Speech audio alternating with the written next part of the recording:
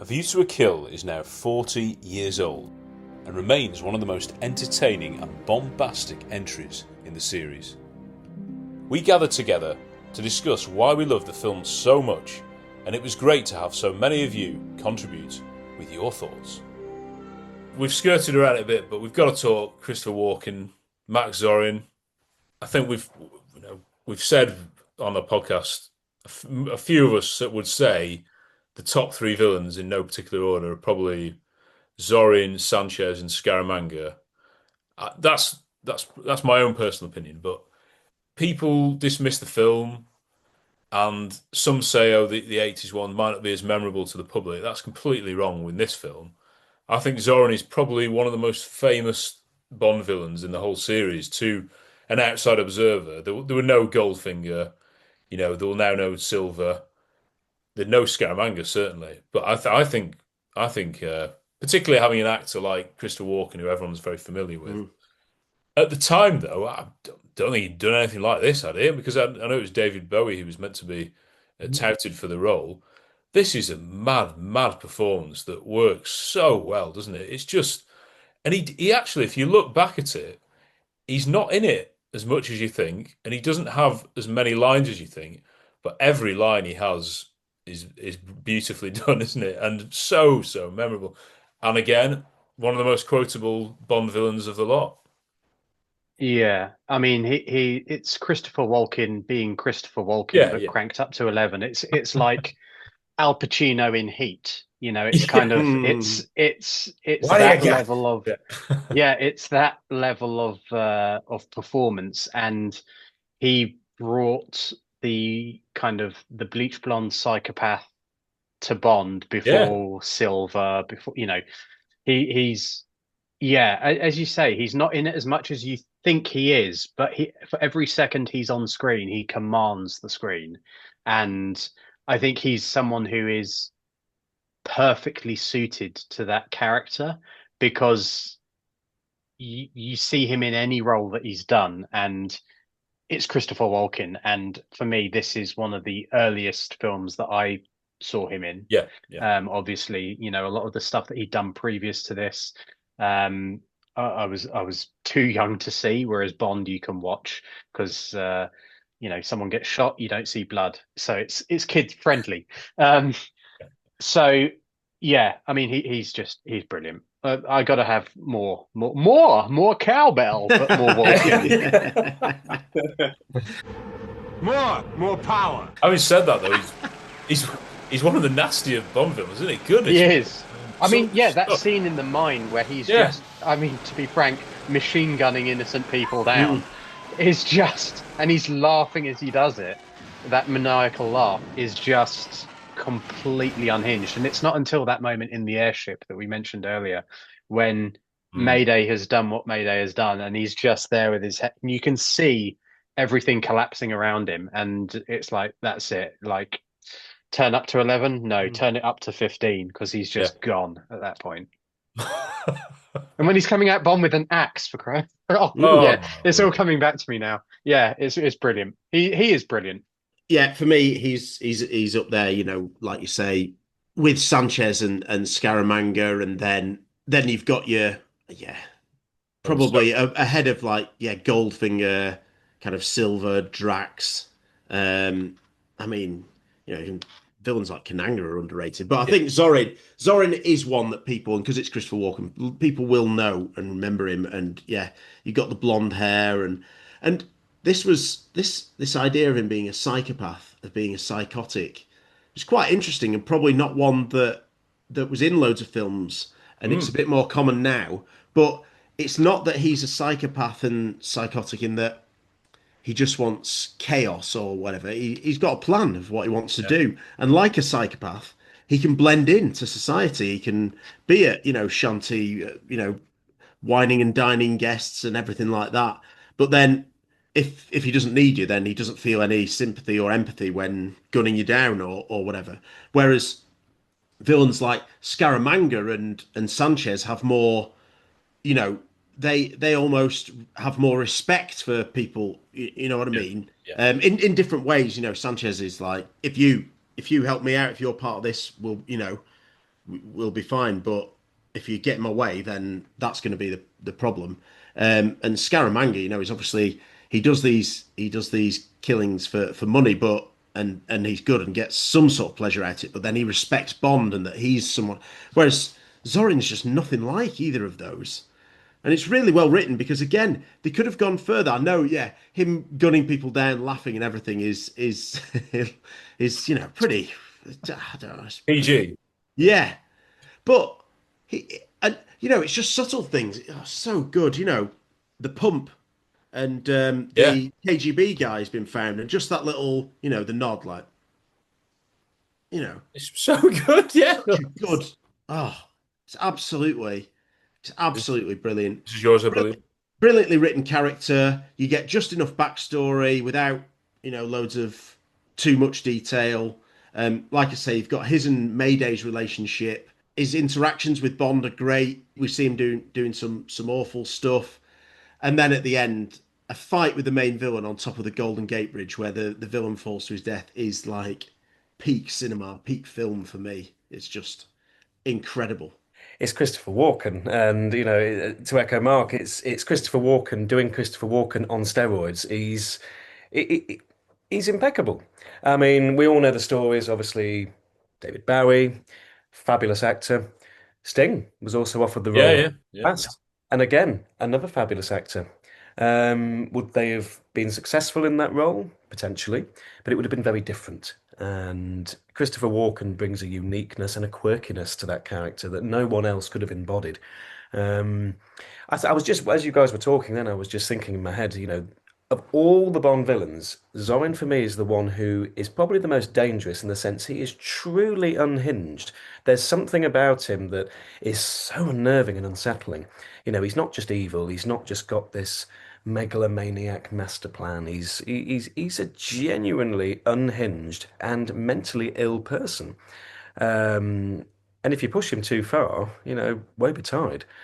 I yeah, I think his performance is impeccable, and I really do think that film propelled him to where he also went on later in his career. I mean, if you watch Batman Returns, Max Schreck, he's Yeah, yeah. pretty much the embodiment of Zorin in that again, but even more refined. He's like a fine wine; he gets better with age, just like Roger.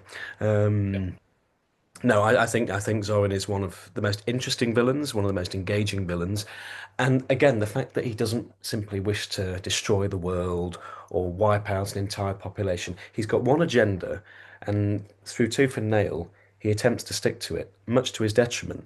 And again, his death is one of the best. It's that little smirk and that laugh he gives just before because he knows in that moment, oh, I'm gone, but he still laughs about it. And when he hits that water, you can feel it. You can feel that impact with full veracity. And I think it's a great death. It really is. Yeah, it's one of the best entries you'll see from a Bond villain. My word. Does anyone know? Has anyone asked John Glen? Like, presumably Christopher Walken added the laugh. I can only think, but it's it's a perfect way to for him to die, isn't it? And I remember, when you're as kids, you think this is weird. You shouldn't see that, but then you think, as a kid, you're like, no, this is so fitting. It just shows the guy he's such a psychopath.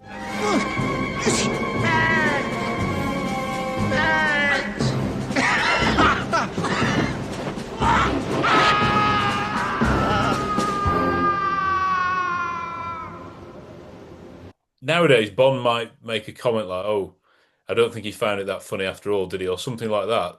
Bond is very serious whenever he's with Zorin. The Tibbet death, Yeah. and even when they're fumbling in the dark again, and when they find them in the city hall, and Yeah. he, Yeah. he's a psychopath. Alive and well, I see. And still bungling in the dark. Well, then why don't you enlighten me, Zorin? You're out of your depth. And you, Sutton, you should have accepted my more than generous offer. You can take your offer. Don't and bother, show- Stacey. He's a psychopath. Like, There's a moment in that City Hall scene where Zorin has just shot Stacey's boss Yeah. at Mr. Yeah. Howe, Oh. I think it is, and he says, "What do you think?" And Bond's just like, genius. But it's in that moment, and I can't.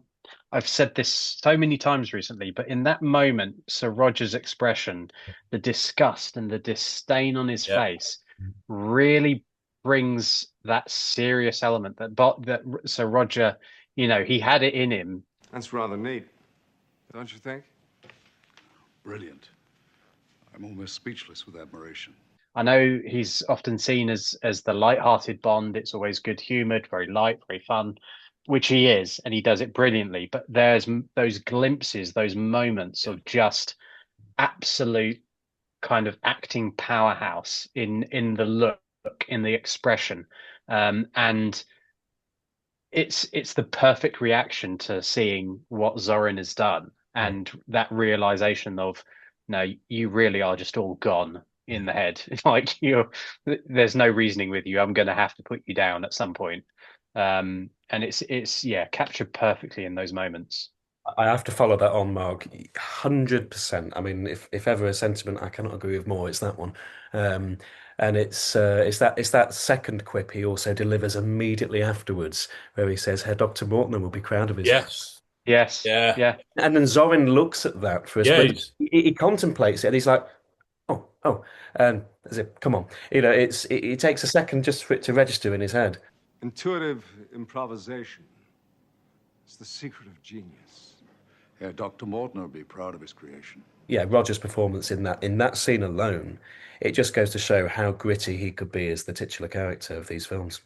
And I think it was necessary to really show the grandiose psychopathy of Christopher Walken's character as well. I think one thing that was really interesting to me is when he didn't seem bothered when he was called a biological experiment. Yeah. When he was called a physiological freak. Yeah. Yeah. The first one, and then he really turned on the second. And we trained you, financed you. What would you be without us? A biological experiment? A physiological freak? Just thinking about his levels of psychopathy, and all of you have made such brilliant points on that. I mean, he exhibits every single trait of a grandiose psychopath. I mean, he's so open to experience. He seems mid to high level of conscientiousness. He's got high extroversion, low agreeableness, and mid to high levels of neuroticism as well. So I think, he shows all of those traits perfectly, Christopher Walken, of a true psychopath as well. And Matt, I think it was you that said after Mayday exploded the detonator, he just really goes into psycho mode, doesn't he, in that? And it was just wonderful acting, wonderful scripting, wonderful direction and everything. So, yeah, I mean, Zorin for me is truly right up there as a Bond villain. I think something else I wanted to mention was that, and I understand this, whether it's a criticism, it's not a criticism for me, is the similarity between the plot for this and the villain's plot and Goldfinger's. And obviously there is clearly one there. But it's not like Zorin is like Goldfinger either. I mean, they're completely different characters to each other. So, I just think they really created something unique with this villain. And it's unlike any other villain that we've seen in the Bond franchise, in my opinion, or in any films, in action films. I think he's really, really unique, Max Zorin. The writing's good as well, because we've mentioned his backstory. It's alluded to and guessed at, but at no point does Zorin address it. It would ruin it if Zorin was like, "Oh yes, well, Hans is my old mentor. I love him, and I'll never want him to betray me." And you don't know what it was like. It was so difficult being part of that. We don't need to hear that. All we need to hear is that reaction. That he's more annoyed that Bond is getting the measure of him, isn't he? That's what he's annoyed at. He could care less about. Because he's a psychopath, he just carries on doing what he's doing. He's not affected by his past. He is now. We also see, that little moment when they think they've done it. They're up in the airship, and he sort of. Oh yeah, Herr Dr. Mortner, Hans Glaub, and he sort of a little bit of an intimate moment there. All attributed to natural causes, or something like that. Yeah, I know. Silicon Valley. Perfect. Hold position here. Only minutes more, Carl. Nothing can stop it now. The greatest cataclysm in history.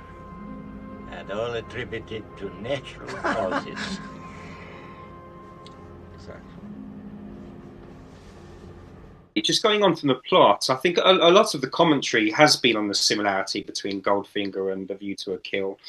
But for me, I think maybe you guys can answer this for me, and maybe I'm just being an absolute fool on this. But with the microchips at the beginning, when Bond rescues it from Siberia, what's the purpose, storyline-wise, of it being impervious to the EMP blasts? It doesn't seem to actually follow as the film goes on. So Zorin's plot, correct me if I'm wrong, is to flood Silicon Valley so he can dominate the microchip market. So that it seems like a bit of a loose end that never gets tied up, the whole EMP aspect behind it. I don't know whether that was just to identify the fact that it was a Zorin microchip at the beginning or not, but for me, it'd be really nice, I think, if that was maybe followed on slightly. That was shown very well in GoldenEye, of course, with the Tiger helicopter. So, maybe if something could have been involved where when Bond went into Zorin's office, perhaps he had a gadget that he was trying to extract information, and maybe Zorin's EMP-resistant microchip or something like that was put in play. So that was maybe one of the only plot elements, unless I'm totally wrong on that. Is it that the link is that Zorin, obviously, the microchip's the link, but then what is he actually doing anything bad with the microchips? And the red herring, isn't it? Is that it's the cheating and all that is nothing to do with the plot of Silicon Valley. The fact that he's getting rid of it is the opposite to what you might think, which is got like Goldfinger, of course. Yeah, you assume that he's going to steal all this gold. Like, no, it's an even better plan than that. And then, of course, Bond works out by getting rid of all the gold means he's going to be even richer, what he owns. So that's similar. But I think, George, is that right? I don't know. Mark, do you think? It doesn't really follow on from it just being impervious to the EMP at the beginning. I think maybe it could have just been similar to with Gustav Graves' engraving on the diamonds, maybe, when the microchip was rescued by Bond. Maybe there could have been some sort of Zorin mark on it or something like that. It seemed like a bit of a red herring that didn't really go anywhere from a plot point, for me at least, anyway. I think in terms of the microchip at the very beginning, where they say that the deceased 00 recovered it from a Siberian research facility, I think that's our link to Zorin being in with the KGB, because the Russians have the same technology. So I don't think it's necessarily, I think the EMP element to it is neither here nor there. I think it's literally a link that links Zorin at that point, although we don't know it, to being part of the KGB, because he's been giving technology to the Russians all along, but as part of his wider plot for the end of the movie, so that he can corner the microchip market, he's going to take out all his competition, which means that only him and the Russians will be, technologically advanced. I think that's how I interpret it anyway. The Gogol Russians don't know about that bit of the plan, do they? Mainstream. Well, that's why they're spying. They've got Polar even over spying and all that, do they? Yeah, I don't know if they, because there's that part at the racetrack where Gogol's saying you've jeopardized our operations, and he said you jeopardized mine, very quickly, and that's kind of that first flash of psychosis that you kind of see when he kind of snaps like that. Yeah, I think that's maybe the Russians didn't know to what extent his plans were, and as you say, you then have everything in San Francisco and the Russian agents being captured there and blended. So, yeah, I don't know. It's an interesting one, but for me, anyway, that's how I kind of read it. It's a link to the Russians, to Zorin, and it kind of ties it all together. And Gogol is in at the end, isn't it? There's a scene with him and M, I think. Yeah, there's whatever cross the. Yeah, so clearly, I don't think Gogol was anything to do with getting rid of Silicon Valley. No. As with a lot of the sort of KGB Russia plots, there is a link, but then it's the villain doing their own thing, Yeah, yeah. you know, That's rather good. than because I think didn't Cubby say he never wanted Russia themselves to be the main villains in any film. Yeah. I think. Yeah. Gogol explicitly states about where would our development be or research be Yeah. about Silicon Valley as well. Yeah, Yeah. yeah. Yeah. It's a laugh. Yeah, I think they'd be pretty pleased that it's still standing. The Order of Lenin for Comrade Bond. The first time ever awarded to a non-Soviet citizen. I would have expected the KGB to celebrate if Silicon Valley had been destroyed. On the contrary, Admiral. Where would Russian research be without it? Given the subject matter of the movie, the technology elements, in the 80s, digital technology was so revolutionary at the time. Yeah. Is it just me, or does anyone else think that this film could be not that I want them to, but could be remade today with some slight adjustments with everything that's going on with AI technology chips? I mean, this is another example for me of how forward-thinking Bond as a franchise is in terms of their stories and their writing. I mean, it's quite scary when you stop and look at it and you think there's this character wanting to control all of technology. There's this person in the real world who's doing X, Y, and Z. Yeah. It's like someone had a crystal ball back in the 80s. It's what never dies as well. It's very precious. Yeah. It's another film I will die on a hill for. Good. Yeah. I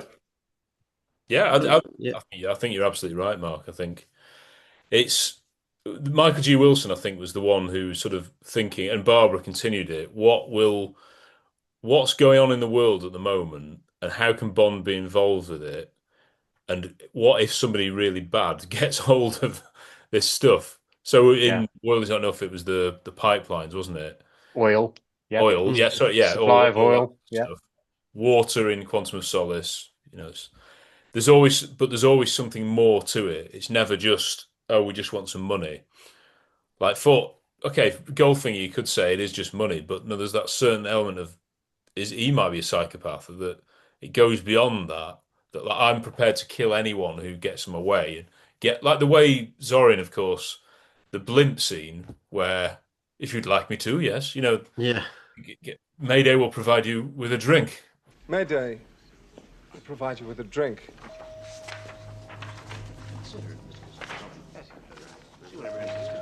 This way.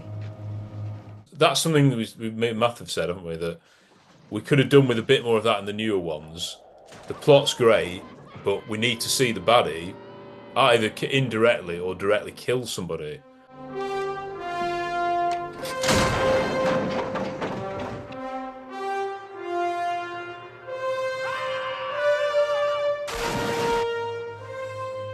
So, does anybody else want to drop out? These men are loyal, Mr. Zorin, and it's so bad, isn't it? It doesn't need to involve Bond, does it? No. You can show them be malevolent and evil to other people, and that sets up the character perfectly. It's not necessarily all about Bond.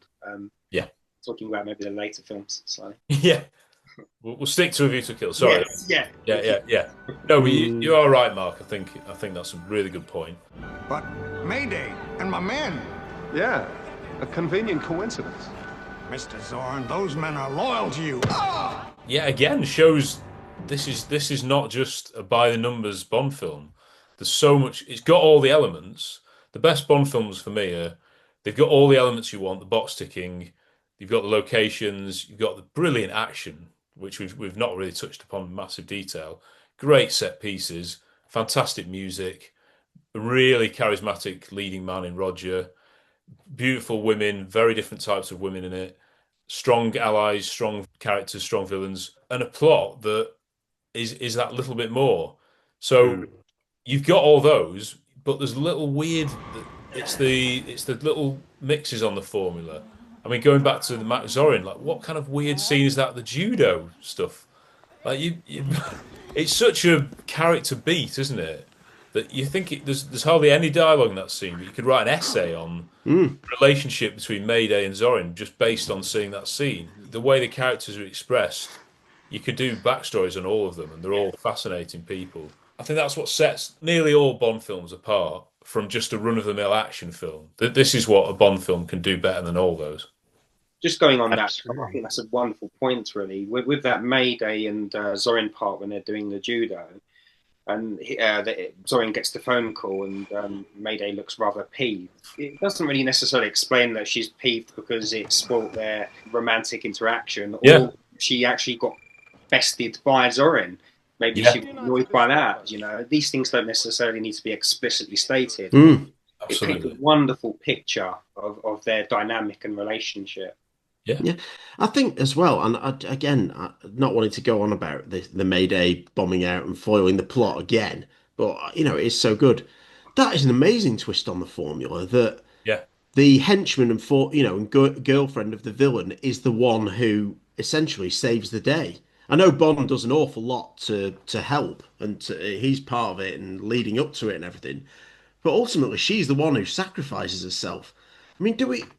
When do we see that sort of? Have we seen anything like that in Bond before or since? Or It's usually people who've been great get killed along the way, isn't it? Like Kerim Bey is yeah, absolutely crucial to Bond's mission. He couldn't have done it without him, but when it yeah, comes down to it, it's always Bond, isn't it? Or often the other ones, Bond girls often kill the main villain, but no, it is yeah. in But terms of sacrificing for the mission and saving thousands of yeah, lives. yeah, she gets that main hero moment, I would say, Yeah. in a way. Go get him. Go! The final moments of this film, in terms of the Golden Gate Bridge fight, a lot of criticism has gone on some Bond films. Oh, they start brilliantly and then they don't quite end. But I think this and License to Kill are probably just about the most spectacular, perfect cinematic endings that any film could have. I don't know how it was the 60th anniversary and they showed all the Bond films at the cinema again. We were just open mouthed throughout most of the film, but this is being done for real. Yeah, we know Rogers, even though the model, so there's like a different scale models, weren't there? Long shots, maybe the correct size, but just the pipes for them to do fight on. But then there are shots of them actually on the Golden Gate Bridge, swinging about, and I always yeah, and John Glen was there. Does he need to be there? What was he doing? Yeah, incredible. He's got his director's lens loop looking at shots and things. But Right, yeah, they went up. I mean, he during the conversations you were there, Tom, Kieran, you were there throughout that weekend. One of the things that came up that John said, which really kind of was really good to hear, really nice to hear, was that he'd rewatched the movie the week before the event.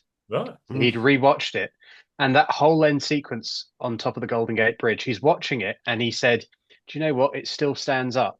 The mix of the real work, the model work. Yeah. Because when you think about how they would do it nowadays with CGI or green screen or the volume, if you're Disney, it would look good, but your eye, whether you are able to distinguish what's different about it or not, you know subconsciously if what you're seeing is real or not. And every shot in that sequence is done for real. Yeah. Yes, there's some back projection on some of the actors' close-ups, and you can tell that part, but everything between the full-size model or the full-size set piece, the model work, it's indistinguishable. You can't tell which is which. And it's done absolutely brilliantly. And John said over that weekend a couple of times, I heard him say how happy he still is with that, and that you wouldn't get that effect. You wouldn't be allowed to shoot it like that these days. They'd go for the cheaper CGI option. But yeah, always do it for real. Brilliant. That's so good to hear, Mark. That's brilliant. His memory is brilliant still, isn't it? He can his energy. He's 93, and I was exhausted after that weekend, and he was going strong. I do not know how he did it. I honestly don't know how he does it. But it's great because he loves those events. Sideline, he loves events. He loves meeting fans, and it keeps him going. And you can tell he loves it. Yeah, he's so generous with his time, and he loves James Bond, and he gets James Bond. Yeah, this finale is what we want to see, Kieran, isn't it? In the Bond film. 100%. I mean, again, Marcus, his words are the epitome of perfection. It's true, and it's a little bit like Doctor Who. That was the thought process I had when I was listening to Mark there. If you go back to the old series of Doctor Who, okay, yes, they're not $1 million. The sets don't look perfect. They are imperfectly perfect. And in certain scenes, you will see sets wobbling. You will see the monsters' creases under the arms. But the charm of it is that they did it for real. And everything you're seeing is 100% bona fide, as it were. And it's the same with the ending of this film. Yes, okay, there's the back projection, which surprisingly as well, I feel has stood the test of time. Yeah, You yeah. look at the back projection with Stacey. There was one moment where there's a slight wobble and it gives the game away. But apart from that, genuinely, it actually, if you squint your eyes, it looks like she's really up there. And but like we say though, she's still hanging off that bit of piping that they've erected, and they're on the soundstage there. I mean, they were saying that the bit they obviously built at the top of the bridge, it's about 40 feet off the ground, Roger Yeah, says. yeah, it was. Yeah. He says, we're still hanging off that, and it's very true. And yeah, it's seemingly put together, and you can barely notice the joins. And again, that's the genius of John Glen. And again, I will echo Mark's sentiments here. I've never met in my life, quite frankly, such an important person in the world of filmmaking who is so down to earth and so humble. And even we were having some lunch with him on the Sunday, and before I left, and I had to pinch myself because, quite frankly, you're sitting here with the director of 5 Bond movies, which we will never see again. Yeah. And I said cheerio to everybody. I said goodbye to John Glen. He shook my hand and he thanked me. He thanked me, and I said, thank you for all that you have done. And he was so modest and humble about it. He's an incredible man. And again, as Mark has stated, if I have an ounce of his energy, if I'm ever even lucky enough to get close to his age, his grand old age, I'll be a very happy man. But no, the ending of this film, yeah, it's a masterpiece and it's certainly a showstopper. Even if you discount it would be CGI, a lot of it now. It would also be flips, punches everywhere here, ridiculous maneuvering. It's really awkward, the fight, isn't it? Because they're trying to hang on is the main point, and then trying to get a punch or a kick in or a swipe of the axe whilst hanging on. They're not ridiculously just running along the thing like that. A bit like, the first Mission Impossible on the train. It's going so fast they can barely move. That's what I want to see. It's like not let's just have a run and this kind of thing on the top of a train. It's unbelievably realistic and an awkward fight, and that's how it ends: is losing your footing, not being punched off or not being kicked off, losing your footing, and so to many that might seem it's not the most spectacular actual fight, but the stuff you've got going on in the background with the dynamite and Stacey coming out and go get him, all that, and Scarpine, of course, and John, yeah, the two Johns, John Barry and John Glen here. It's just you can't get better than this. Yeah, I don't have enough. I don't have the words. I love it so much, and I'm a big believer. Moments make movies, and I think this is something they should be looking at going forward as well. And thinking about showdowns with villains and where we have them. You can't have them on a memorable location as in like a famous landmark every single time, but you can have it on a really unique place, or in unique circumstances and everything. And yet, like you say, what makes a good showdown as well isn't always that they can have a really well choreographed fight or whatever. They're at the top of this, Golden Gate Bridge, and it's an incredibly awkward angle. You can't grip on a really smooth, circular, cylinder surface. I don't think a viewer would be thinking what we've always been building up to is who's the better fighter between Zorin and Bond. No, it's like, but they still, we still want to see that showdown. And I think, again, not wanting to rag on any of the Craig films, but I think we lost that at the end of some of those films. That having the end showdown with the big bad boss. I would agree. And so yeah, if I was looking at Bond 26, there's loads of different ones from the previous 25 I'd be looking at, as well as obviously getting some new stuff. But I would be looking at this film where they've clearly thought, what if we have the fight between, the end showdown with Bond and the main villain at the top of the Golden Gate Bridge? And like, whoa, that'll be unforgettable. And but you've still got to have it directed well and performed well and have the music. You can't just rely on it. And John Glen, you know, we're so blessed and lucky that he did as much as he did for the Bond films. I think we're talking about one of the best action directors in movie history, in cinema history. I don't know, if there would be too many that would go ahead of him. And yeah, and when you speak to him, he's so humble, and so appreciative of our support and everything. So what a man, and what a legacy with this film and with this finale he's made. Yeah. Let's start the campaign for Sir John Yeah. Glen. Yeah, Absolutely. we'll bypass MBE, won't we? Really? Yeah, It is utterly ridiculous when you think of. I'm not a fan of he shouldn't have got Sir, she shouldn't have got Dame, but I am a fan of saying he definitely should have done, and it's utterly ridiculous, isn't it? Anyway, it is. But he's not the kind of guy. He'd be like, oh well, I'm just a workman-like director or whatever. He's so humble with it. But hang on, who else has made so many films that so many billions of people have seen? And they're still watching them now, 40 years on. It holds up, is the point. Yeah. This is it. It's not just his directorial exploits, it's his editorial exploits. Yeah, absolutely. Second unit directing. Yeah. He's not just a one-trick pony. This is a multifaceted and very talented individual in the world of filmmaking. So, 100%. Let's campaign. Away. Yeah. Well, still not met anyone who's got a bad word to say about him. They all think he's the really talented director and a gentleman. I think I said right at the beginning of this piece that when I first saw this, I saw that huge difference between Roger Moore and Live and Let Die versus A View to a Kill, and as a 12-year-old, that did put me off. I did notice that difference in age, and I think going into my 20s, I think Harry has said something very similar previously. You have a sort of a misguided element of maturity with your films, and you look on maybe these 80s films perhaps, or the Roger Moore films in total, as maybe being a bit silly. But going into my 30s, into becoming 40 now, I think I've got this renewed love for these films, especially Roger Moore and especially John Glen. I think if I could only articulate what you guys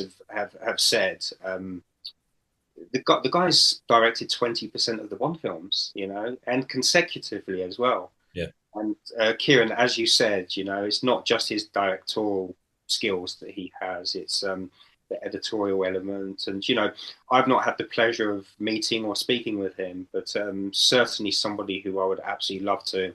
And I think when it comes to A View to a Kill, I think it encompasses everything that John Glen is about. I think it encompasses everything that Roger Moore's about, and also what James Bond's about, which is just unadulterated tour de force fun. You can stick it on, switch your brain off, and it's just a wonderful 2 hours of entertainment that you don't need to think too much about. But when you do think about it, you realise the brilliance of it in terms of the writing, the direction, the acting, everything that comes with it. So it's such a memorable film. I probably don't have it in my top 10, truth be told, but nevertheless, I think it's one of those films that I truly adore, and I could put that on and watch it now, if you ask me. Oh. I do. So, yeah, wonderful to talk about View to a Kill, and all it does is just make me want to watch it over and over again. Just like with Stacey, like a fine wine, this film genuinely for me gets better with age. I really do love this film, and I hope that's palpable, the way that comes across, my thoughts and sentiments. But I'm going to summarize this film in 3 words: colourful, layered, and quite literally bombastic. It's been a pleasure, chaps. Brilliant. We've mentioned Roger Moore's age a bit, but we haven't really given him enough praise, I don't think. His performance in this, it's just just as good, isn't it? He's just the same Bond. He's doing the serious bits. He's doing the humour, and you can see why Cubby kept asking him back, even though he was 58 by the end of it, because he's just perfect for the role. He was. He was. I mean, from start to finish, when he took on the reign of playing Bond to when he left at the end of A View to a Kill, he was and still is quintessentially Bond.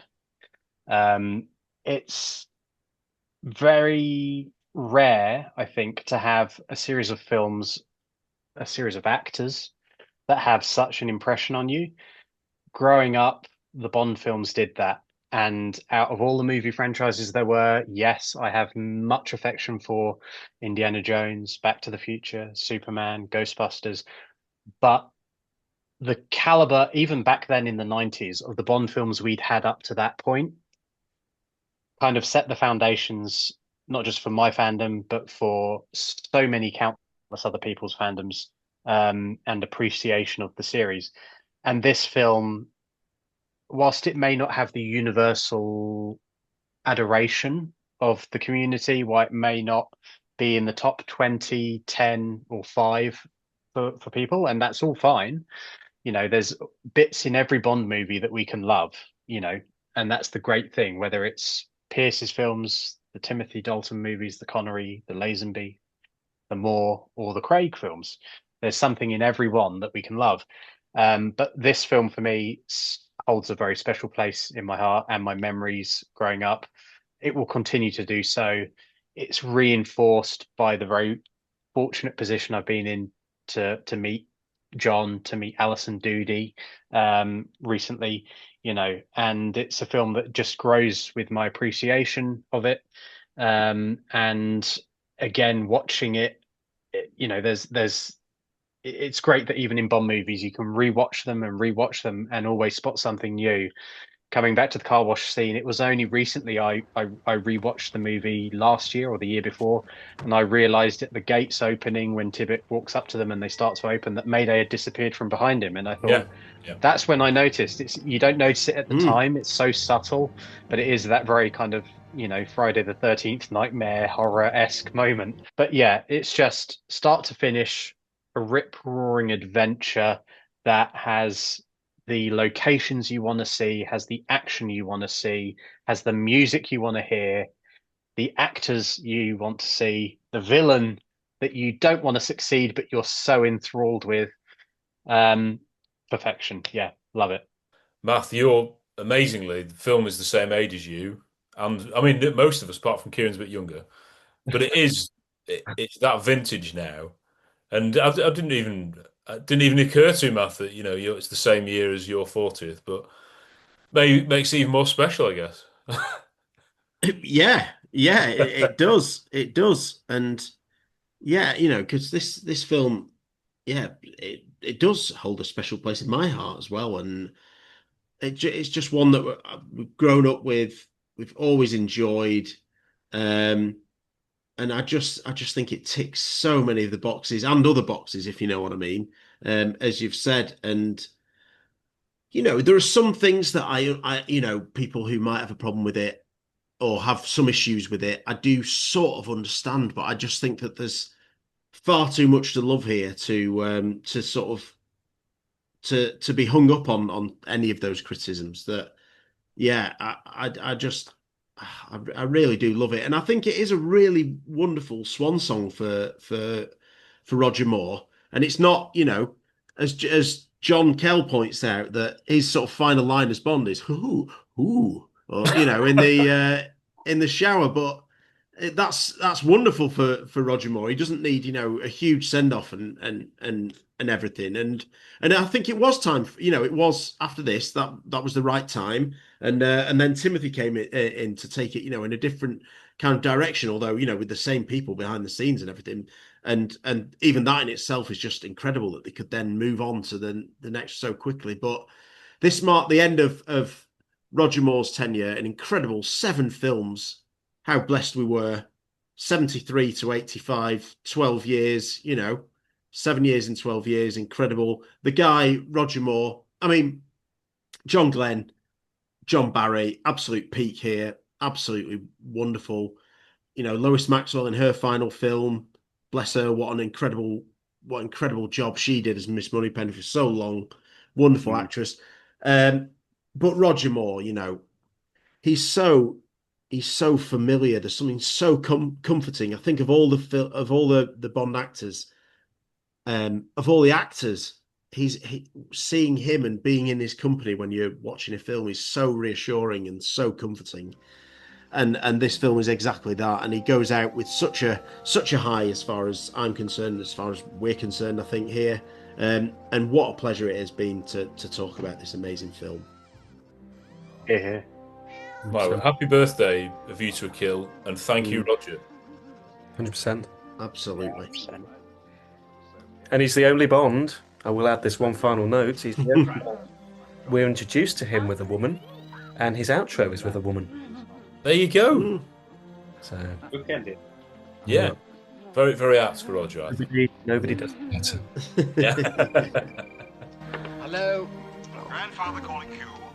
What's the position? 007 alive. Where is he? What's he doing? Just cleaning up a few details. Oh, James.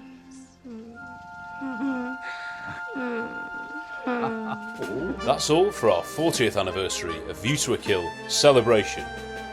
But why not listen to our other episodes, including our location visit to Chantilly and also our interview with director John Glen. Remember to hit the subscribe button for more videos and more celebrations.